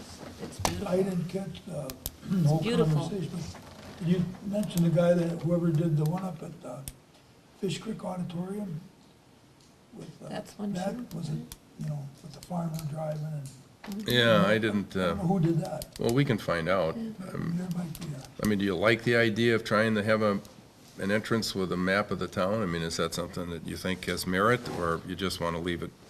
well, it'd be nice to do something with that wall. I mean, it's a big wall. Yeah, Doesn't hurt to get some ideas and get some prices, okay. you know. Chuck, We any can take it thoughts? out of the. Take it out of the Chuck's well? budget on the Take it out of the well money? Let's Okay, take it out of the There's parks. a few extra bucks in the well money. Well money, there you go. okay. No, we We got usually take everything out of the parks budget. Yeah, park budget. All right, we'll make it, park ran out of money. we'll make it easy. The tile at school, if you haven't seen the tiles at Sevastopol School in their entryway, please take a look. It's absolutely gorgeous, and that was the handiwork of all the students. And It's they, very beautiful, but we probably want something. they by our approached local us outfit. on that a number of years ago, and that was the next time. Someone asked me about, are they getting rid of some tiles or a mural or something in the elementary building? When we did the school tour, There's two, there's one as you Right. enter the gym closest to the not that playground. one, And then there's one when you come in the front entrance to the left of the doors, those two, I'm drawing a blank at their names. It was in the ice blocks or whatever. Oh, the glass. Right. There's glass ones. That was, I think, done with Papelka Treasure, Stephanie Papelka Are Treasure. you getting rid of that one? Not that I'm aware of. Oh, okay, then I'm mistaken. And Okay. the gentleman that did the mural in Bailey's Harbor is Ron Ramos. Yeah. Come again, please? The gentleman that did the mural in Bailey's Harbor, he's an artist, I believe it's Ron Ramos. Ramos. Similar to that, he also did the painting inside of Mexico. Okay, thank you. What are they gonna do with that? 'Cause- That mural can be taken off of the building. There was an article in the Pulse. Oh, It's on some a canvas that's attached to the building, and they did that intentionally, so if it ever had to be moved, be kind of, which is great. yeah. Okay, well, I'll tell you what, One at the tile by the elementary gym mural where the Aurelius is up in Ellison Bay. But really, yeah, that's it, yeah. all right, Amy and I'll do some work and see if we can come up with somebody who can give us some ideas and some costs. Okay, great. Ordinances and resolutions, we have 2 resolutions before you this month. The first one was brought back from last month, which was the town committee appointments. This is for 2017 through 2019. I think you've all had a chance to see that. So I'll tell you what, since it's my motion, I'll make a motion that we approve resolution number 03-2017 TB. I'll second that motion. All right. Motion by Dan, second by Linda, to approve town committee appointments, resolution number 3-2017 TB. All those in favor signify by saying aye. Aye. Opposed? Motion carried. Thank you. Second resolution comes to us from Chuck. And Chuck, I'll let you talk to your property management. It's a resolution to establish a designated fund for the enforcement of the ordinance of the town of Sevastopol. In our budget, we have a $15,000 allotment for enforcement of ordinances. What I'm proposing is that we put that $15,000 in a designated fund, so when we do start using it, it's going to be there to continue the process. I don't want to get into a legal battle with somebody and then all of a sudden run out of funds and have to drop it. And if we're going to enforce the ordinance, we have to be able to support it financially. So what it is that we have $15,000 and it's a request to our clerk treasurer to establish a designated fund called Property Management Legal Fund and deposit those budgeted amount of $15,000 to be used for the legal assistance in the enforcement of the town's ordinances.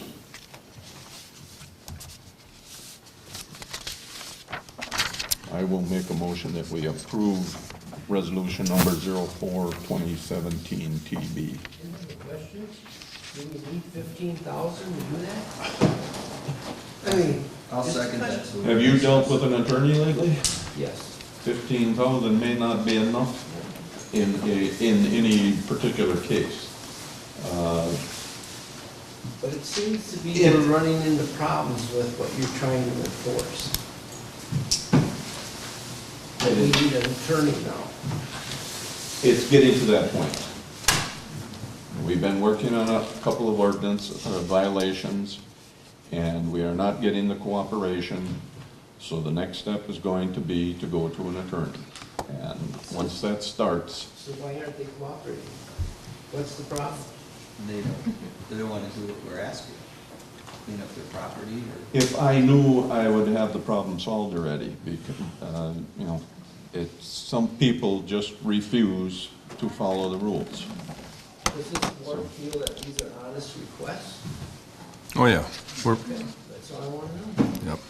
The money is budgeted already to be used, but what I am trying to do is pin it down now, so that if I have to go this route, I know the money is there.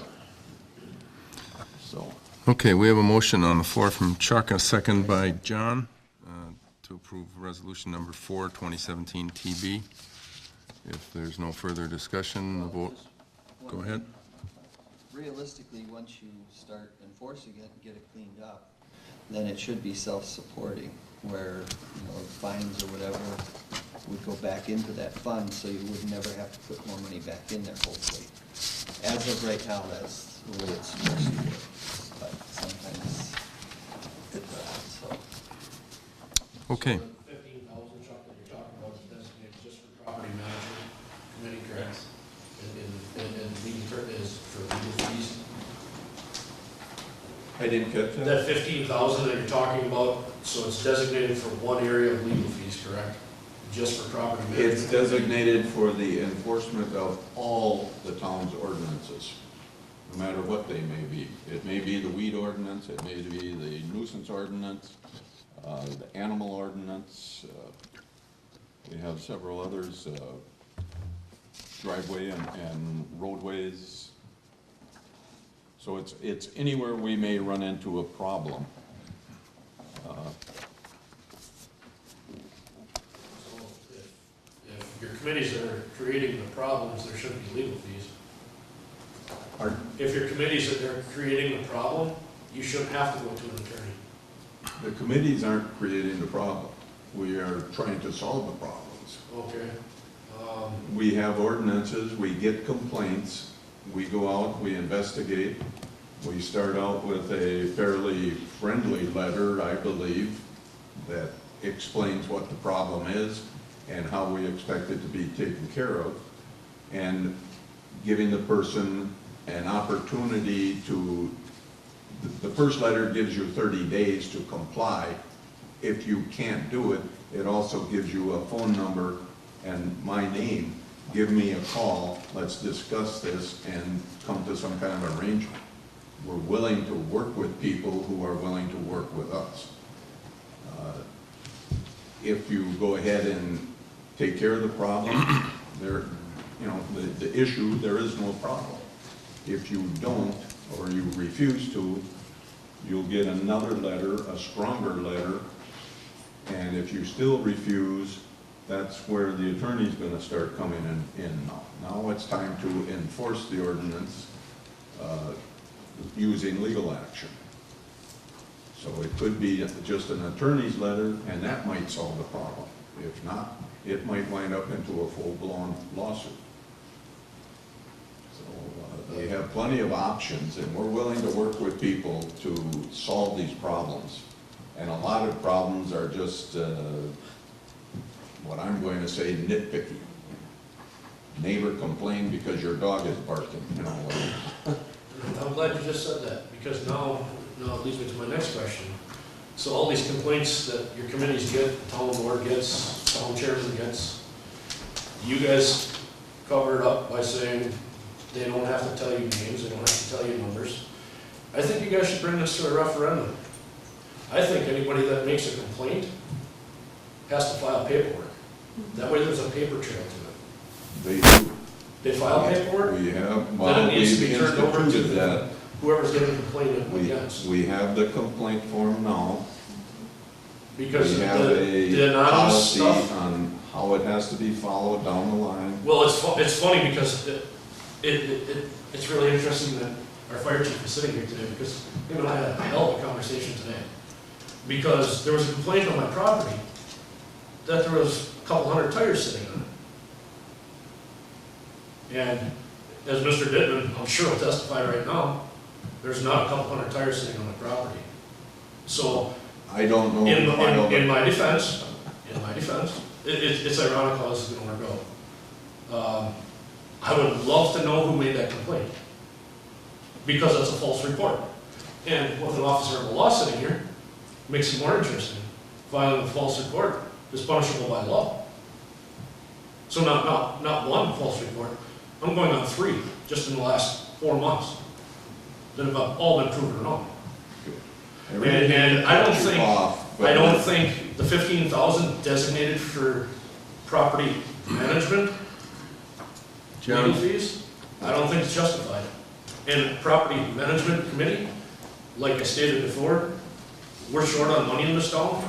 And I listened to you guys for the last 6-7 months, complaining that we can't fix roads, complaining that we can't pay this bill, complaining that we can't pay that bill. Okay, I just want to say, I have not received any complaint on your property. I'm So just, I don't know who that's- complained or who got that complaint, but it didn't come from the town. I'm touching base on what had transpired today. It was perfect timing. I have to cut you off here. We have a motion on the floor, and we have to adhere to the rules of Parliament, so I think you I guys would are like wrong to discuss designating this it with just for that purpose. you later on and find out what your real concerns are and what's going on. Because at this point, I don't know anything about it. I appreciate that. Thank you, Chuck. So, okay, we have a vote on the floor, excuse me. We have a motion, first and a second, on resolution number 4, 2017. All those in favor signify by saying, you I do. think it's pertinent. Okay, Yes. we'll back up So, for a second. Please, All right. bear with me, because our 2017 budget, under expenses, item 5130002, is stated as ordinance enforcement. We budgeted 15,000. I think the intent of that was for property management, nuisance control. However, it just says ordinance enforcement. Now Supervisor Tice is saying that this fund, this legal fund, will be to enforce all ordinances. Now, that could be our building code ordinance, it could be our driveway ordinance. However, he's given it a title of property management legal fund. So Yes. should it just be changed to legal fund, or are we just gonna be specific to the nuisance ordinances? to my recognition, the Property Management Committee has been in charge of all the ordinances, and they're overseeing all the ordinances and the complaints and enforcements. So if the chair says different, then we may need to rename the fund or adjust Well, it wasn't, which ordinances would be enforced. it wasn't so much all ordinances, because that would incorporate anything that the town has as an ordinance. But it was more under the property management from a nuisance, dealing with the nuisance thing. So it really doesn't make, I mean, we know where it's gonna go. If we wanna rename it, if you think that's appropriate, we can rename it. I don't have an issue with that. What might you suggest? I guess, I don't want to drag this out forever, but has the property management committee been charged with the duty of enforcing all ordinances?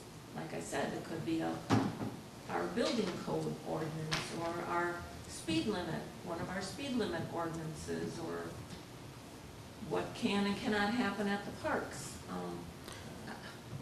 I don't believe that when property management, and I wasn't the guy that created it, but I don't believe that was the intent. I think the intent was to deal with issues related to property such as nuisance, buildings, et cetera, et cetera. If the intent is to maintain or retain this 15,000 as we budgeted for use for property management and cleanup and legal fees, should they be incurred, that's fine with me.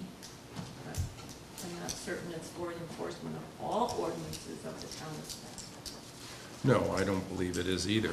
I didn't take it that way. I think we need If we want, to research a little further. I do not want something going into place with the wrong wording in it and wind up having a problem down the road, so. so if At we this need to point, I rename it. will withdraw my motion. If the second would withdraw, we will discuss the duties of the Property Management Committee and decide which ordinances they are assigned and rewrite the to get the right wording in there.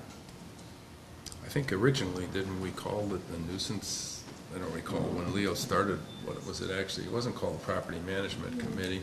Property management, parent nuisance. Nuisance Committee? Yeah, back then. Okay, that's fine, we'll bring it back next month.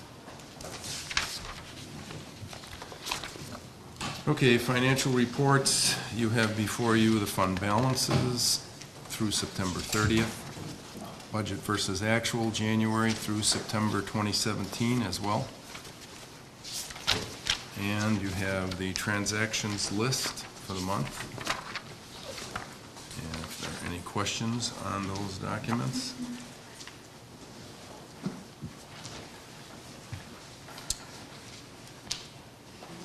If not, a motion would be in order to accept them.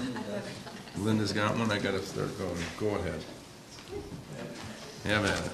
Okay, the office equipment, page 2. All right. We budgeted 500, I'm looking at budget versus actual. So we budgeted $500. I see that we're almost at 1,000. Is that something we should be aware of when it comes time budgeting for 2018, that we make sure we have enough for office equipment? Absolutely. Okay. So I'm sure with the Quicken updates and. And some older Yep. equipment that we had to fix, yes, we definitely should.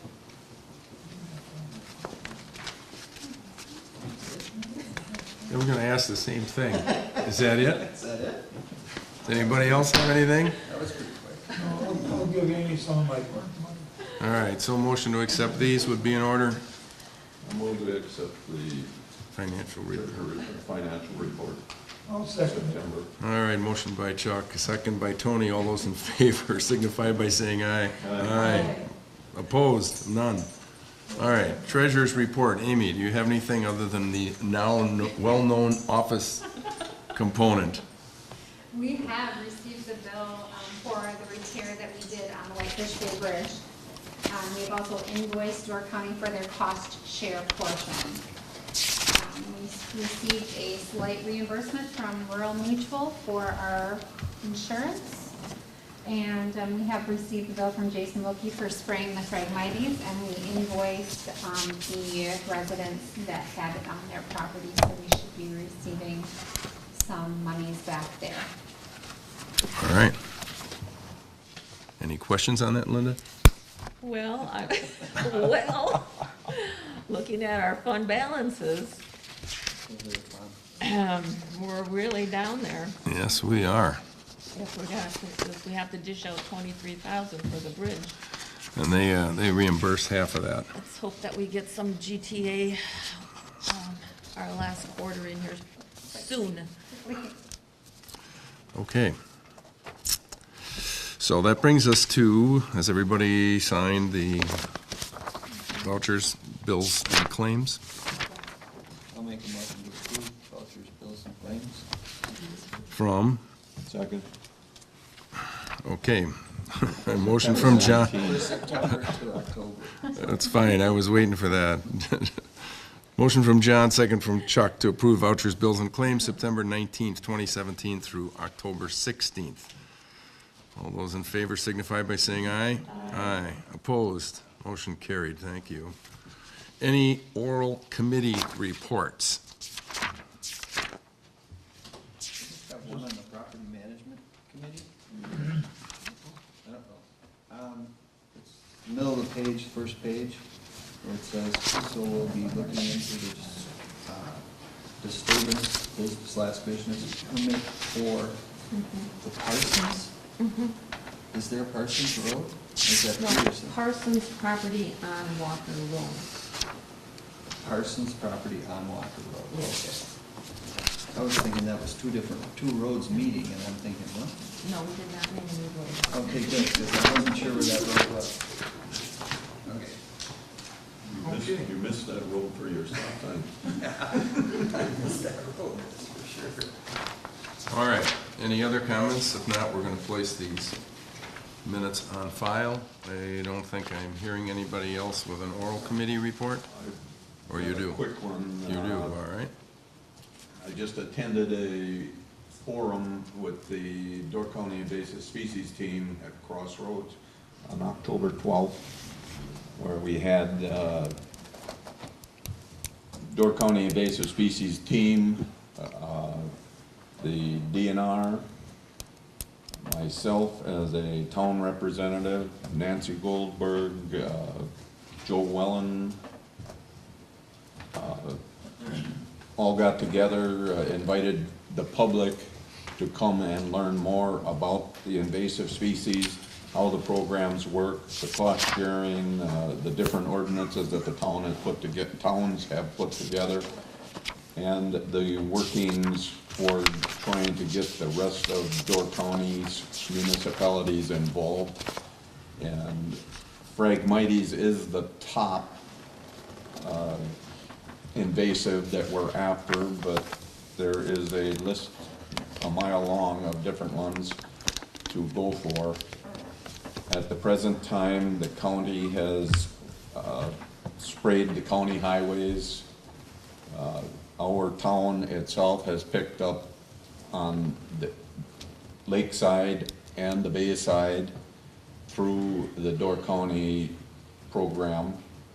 And the town on its own, through the Property Management Committee, have picked up 3 properties on the interior where Phragmites were. We have signed a contract with Jason Wilkie of, can't remember the long name of the company, Ecological Services, and he has done the spraying for us. The town was billed for the total, I believe it was like $265, and it was broke down between the 3 property owners. There was a cost sharing agreement made up, and a portion of that was paid by the donations that the town had received, and the remainder is billed to the property owners. So things are moving along. We are going to continue meeting, working with Bayshore property owners, Glidden Drive Association, Whitefish Bay Association, as our spotters, locators, to help map these weeds. If anybody is interested in volunteering to help, bicyclists, kayakers, walkers, anybody on the move throughout the town, just keep their eyes open, and if you see something that is an invasive, and you can get some very good information through Door County Soil and Water booklets that show pictures of these plants and how they grow and that, and then just report those back either to myself or Krista at Soil and Water, and we will put it on the map and see if we can't start eliminating some of these invasives, get them back under control. So. Okay. Thank you. All right. In your packet, you have the new construction and safe-built inspections and permits. Looks like we have 2 houses this month versus 4 or 6 that we had last month. So in that packet, if you have any questions. If not, we're going to move on to the county board report by District 14 Supervisor, Miss Linda Waite. I will be very brief. Thank you. The next meeting of the Door County Board of Supervisors will be on Tuesday, October 24th at 9 a.m. Most of the departments have already submitted their 2018 budgets, so we'll be looking at some final numbers when we have our budget hearing in November. The Senior Center / Door County Community Center on 14th Avenue is moving ahead of schedule, and they may move in before the end of the year, which is a good thing because the old building is scheduled for demolition, I believe, in December. So that's a plus. And then also we were advised that there will be a merger of UW campuses or colleges with the UW extension offices. So it's all going to be moving to Madison. So they figured that would be a closer alignment between research and practice. So we do have a UW extension office here in Door County. They are very helpful. And we're not sure if that's going to be positive, negative, or indifferent on our local extension office. Okay, thank you very much. Did you have any questions at all, Tony, of Linda's report? No, very Okay. good job, Linda. Thank you. Thank you, Supervisor Hagan. Correspondence. I noticed that page 60 reappeared on the Wisconsin Department of State Apportionment Report, which I couldn't figure out where Sevastopol was in that either, but that's at your desk if you're looking for it. All right. Also, there is the notice of public hearing for the Gundrams, which we already talked about, which is on October 19th, Thursday. It's the second item on the agenda. I'll notice that we were paid $46,000, which we almost spent already. All right, and then we have Door County land use. Oh, this was something that zoning picked up. This is one of those issues with right-of-ways, and this has come up on a couple different things. In this particular case, this individual built a wall right out on the street. I shouldn't say he, his landscaper did after they did his driveway. We need to watch the right-of-ways. If you find a right-of-way issue, a potential issue, just pick up the phone and call Jeff and let him investigate it. Because, you know, we are responsible if somebody comes along and hits something, if we allowed a structure to be built in the right-of-way. So you see something that's questionable, just ask Jeff. He'll go out and determine whether it's should or should not be there. There's a notice here, this was the McCabe property that came last month that was approved, if you didn't know that. A list of residences under the room tax. And I asked Amy for the addresses that correspond with this because I don't know who Sweeping Sands is or Trini Home or whatever. So we can at least, if you have a questionable place, you'll at least have an address to cross-reference. Department of Revenue, here's our estimated payments that you have. Oh, look at this, a water report. This is one of the good ones. Let's frame one of these. All right. A note of thanks from Brian Troutman, also addressing the issue on signage for the countywide bike plan. Apparently, the county can go and create those signs for him. So, that's everything in correspondence. We have some announcements, which is the budget work session is October 30th at 5 p.m. here at the town hall. Sturgeon Bay Fire report was at our desk. That's right. I got so many things handed out here. The Sturgeon Bay Fire Department, City Fire Department report was at your desk as well and under correspondence. Anything to add? No, I don't know if the chief does. Anything to add to your report? I'd like to thank you for cleaning out that culvert for us. Yeah, works pretty good now. Yes. It took a little bit more than what we thought. Okay. Okay. So back to announcements, the budget work session, then the school, the turkey trot is November 4th at the town park, and Wisconsin Towns Association Door County Unit Board meeting is here, November 16th at 7 p.m. in our town hall. And the budget meeting and special Board of Supervisors meeting is Monday the 27th. That's after deer hunting, so no one will have a problem. All right. Last item is motion to adjourn. Also move. Second. Motion by John, second by Chuck. To adjourn, all those in favor signify by saying aye. Aye. Aye. We are adjourned.